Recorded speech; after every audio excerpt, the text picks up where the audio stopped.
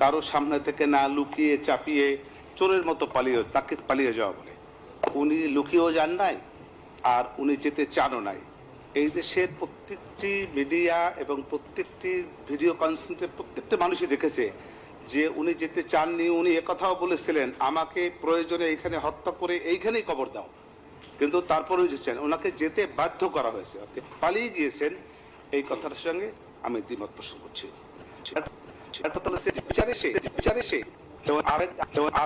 রাজনীতি তার প্রসঙ্গ তুলে বলেছেন যে উনি বলেছিলেন আসেন বিচারে এসে মুখোমুখি হয়।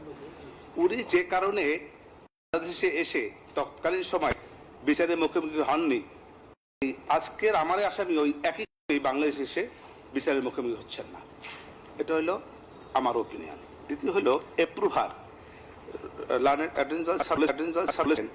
যে এই অ্যাপ্রুভার করে যে সাক্ষী দিয়েছেন সেটা আমার এগেইনস্টে। এখন এই জায়গাটা আমার বক্তব্য এই যে এই আইজি যে অ্যাপ্রুভার ডিক্লেয়ার করেছেন সে নিজে বাঁচার জন্য একটি অপকৌশল, অন্যের উপরে দায় চাপিয়ে নিজে বাঁচার একটি অপকৌশল। অতএব এই আইজিপি সাহেবের যে বক্তব্য সেটার দ্বারা তার যে বক্তব্যে আমাকে দায়ী করা হয়েছে, এই দায়ীটাকে গ্রহণযোগ্য না করার জন্য মাননীয় আদালতের কাছে আমার নিবেদন। আরেকটি কথা এই প্রসিকিউটর সাহেব যে পুরো প্রজন্মকে একটা কথা বলেছেন যে আমার আসামিরা পুরো প্রজন্মকে নিঃশেষ করে দিয়েছেন বা দেওয়ার চেষ্টা করেছেন। একটি মানুষ অপরাধ হতে হলে একটি জাতি, একটি গোষ্ঠীকে, একটি সম্প্রদায়কে নিঃশেষ করার চেষ্টা থাকতে হয়, যেটা ছিল না। যখন ছিল হিটলের, তার চেষ্টা ছিল যে ইহুদিদের যা পৃথিবীতে ধ্বংস করে দেওয়া ছিল, এবং সেই তার নিমিত্তে সে হাজার ইহুদিকে ধ্বংস করেছিলেন। কিন্তু এই যে পুরো প্রজন্মকে ধ্বংস করার যে কথা বলেছেন, এই মামলার সঙ্গে সেটা যায় না। অতএব এই পুরো প্রজন্মকে ধ্বংস করেছেন, চেষ্টা করেছেন, এই বক্তব্য আমি দ্বিমত হচ্ছে। আরেকটি কথা যে ন্যায় বিচারটি হলো যেমন রাষ্ট্র আমি আসল পক্ষ বিচার। অতএব লার্নেড ট্রাইব্যুনালের কাছে লর্ডসের কাছে আমার নিবেদন,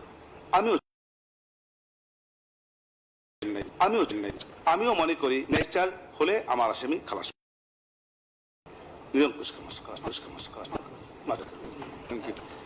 I beg your lordship's kind permission. Item 1 এবং 2 এর জন্য 10 মিনিটস এর একটা অ্যাডজার্নমেন্ট দিলে। যাও ফারুক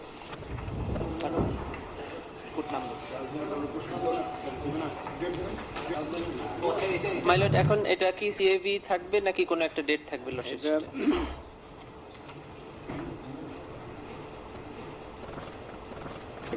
আমরা সেদিন জাজমেন্ট সেটা এখন একটু আরেকটা নির্ধারণ বলে দেব।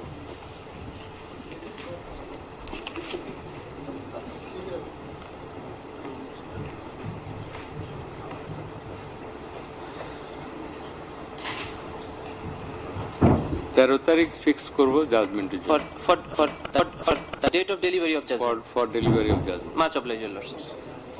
13 নভেম্বর রায়ের তারিখ নির্ধারণের জন্য ফিক্স, much obliged। এবং সেটা হবে very shortly.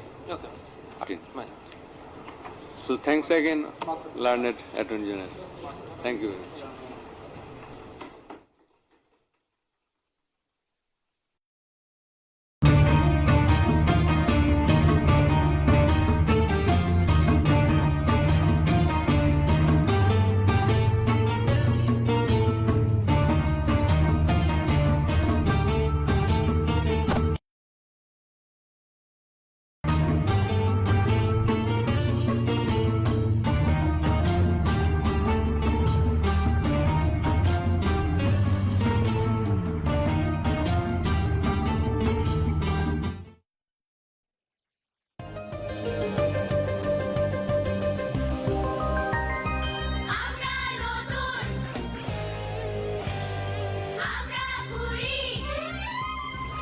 আগামী 24 অক্টোবর থেকে শুরু হচ্ছে নতুন কুড়ি 2025-এর সেরা 10 পর্ব।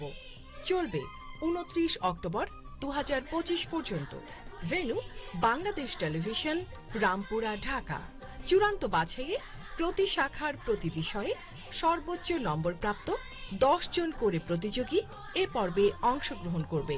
তবে সর্বোচ্চ নম্বর প্রাপ্ত 10 জন প্রতিযোগীর মধ্যে একাধিক প্রতিযোগীর প্রাপ্ত নম্বর সমান হলে তারা প্রত্যেককেই সেরা 10 পর্বে অংশগ্রহণ করবে। চূড়ান্ত বাছাই পর্বে উত্তীর্ণ প্রার্থীদের মোবাইল নম্বরে SMS এর মাধ্যমে